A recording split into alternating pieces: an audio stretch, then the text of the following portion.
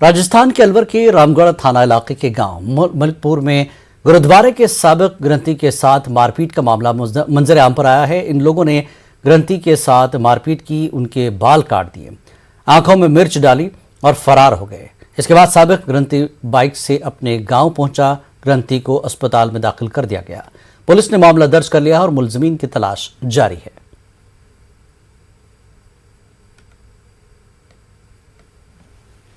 चार अलग अलग टीमें बनाकर, क्योंकि अनआइडेंटिफाइड अज्ञात लोगों के खिलाफ ये एफआईआर दी गई है, उनके ऊपर आइडेंटिफाई करने के पूरे प्रयास किए जा रहे हैं और ये पता लगाने की कोशिश की जा रही है कि इस घटना में कौन कौन इन्वॉल्व था। साथ ही आईपीसी के सभी सेक्शंस में ये एफआईआर दर्ज की जाकर इसमें अनुसंधान रामगढ़ एसएचओ द्वारा शुरू किया जा चुका है। वो मेरे साथ तो मेरे को खींच के वहाँ एक साइड में ले गए।